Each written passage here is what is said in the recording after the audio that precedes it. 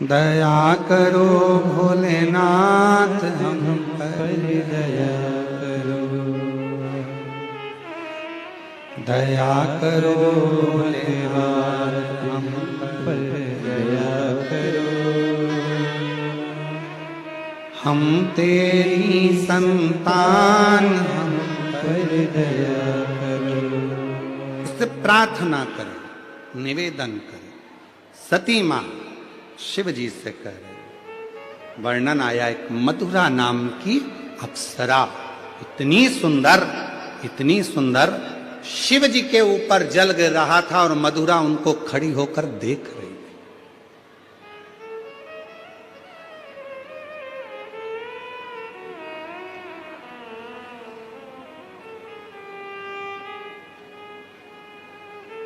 जो मधुरा अप्सरा को देखता था वो खड़ा की खड़ा रह जाता था सालों तक।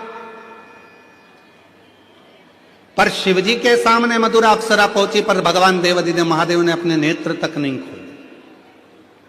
भगवान शंकर नेत्र नहीं खोले।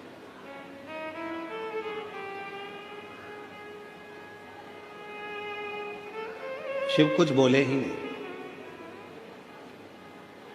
रोज प्रतिदिन मधुरा अप्सरा आती, नृत्य करती, नाचती, चली जाती। रोज आती, रोज नृत्य करती, नाचती, चली जाती, प्रतिदिन।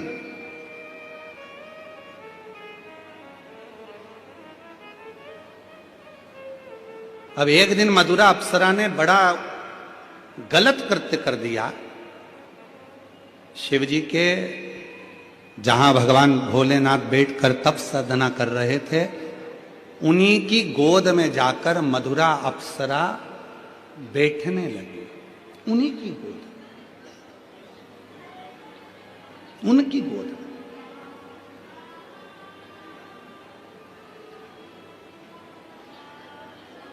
मेरी जीजियों, मेरे जीजाओं, मेरी बेटियों, बेटाओं, मेरी माता, मेरे बुजुर्ग माँ बाप, एक बात अपने अंदर उतार कर रखिएगा। शिव के मंदिर में जब जल चढ़ाकर आप वापिस आए, भगवान शंकर के मंदिर में जब जल चढ़ाकर आप वापिस लौटे, वापिस आए अपने घर की ओर, तो एक बार जल चढ़ाकर जब पीछे आप वापिस आ रहे हैं, तो एक बार दरवाजे के पास खड़े होकर या नंदी के पास खड़े होकर देवाधिदेव महादेव को नमन जरूर करा करो।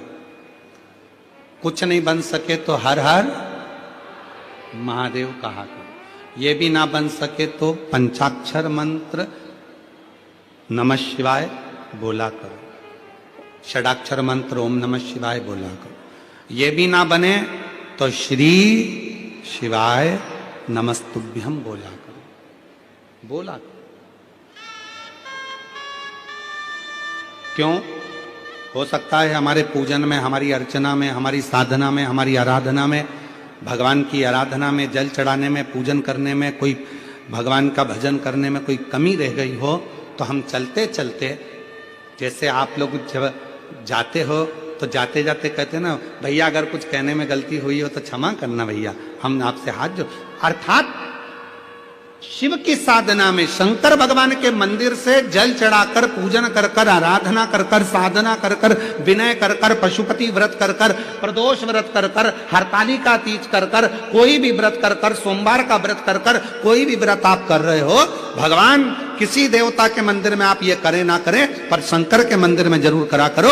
शिव के मंदिर में जब जल चढ़ाकर वापिस जाओ, तो एक क्षण के लिए पलट कर वापिस शंकर भगवान को नमः शिवाय, ओम नमः शिवाय या श्री शिवाय नमस्तुभ्यम, जो तुम्हारे मुख में आ जाए वो एक बार बोलकर, नी भी बोलो तो प्रणाम कर कर फिर चल के आया करो। क्यों? अगर हमसे कोई गलती हुई हो तो मेरे बाबा अपनी बेटी बेटा जानकर क्षमा कर देना और हमारा भंडार भर देना, ऐसी कृपा कर देना, ऐसी करुणा कर आप दया।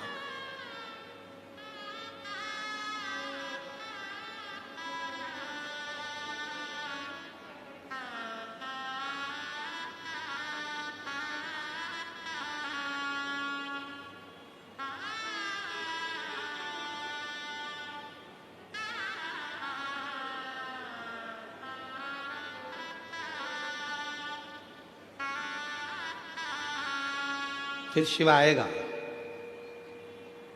जब आप नमन कर कर, प्रार्थना कर कर, विनय कर कर जाओगे तो फिर आएगा।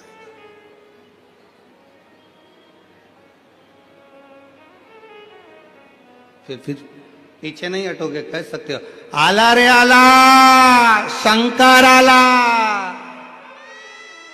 फिर कहोगे आएगा, शिव जरूर आएगा, शंकर जरूर आएगा, अविरल भक्ति के साथ आएगा।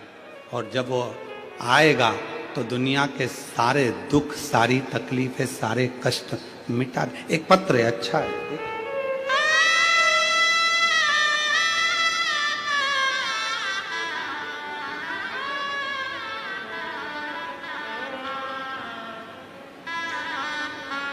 मैं राधा चौरसिया, मेरे पति का नाम अजय चौरसिया, मैं नेरुक निवासी हूँ, मुंबई में रहती हूँ। एक लोटे जल का वर्णन करना चाहती हूँ। कहीं बैठी हो राधा चौरसिया, पति अजय चौरसिया, आप ही हैं? आ जाओ, एक बेलपत्र लेकर जाना। बच्चा आया है साथ में तो उसको लेकर आइएगा। मैं राधा चौरसिया, मेरे पति का नाम अजय चौरसिया, मैं नेरुक के निवासी हूँ, मुंबई में रहती हूँ। एक लोटे जल का मैं वर्णन करना चाहती हूँ। मेरी शादी को 15 साल हो गए थे, औलाद का सुख नहीं था।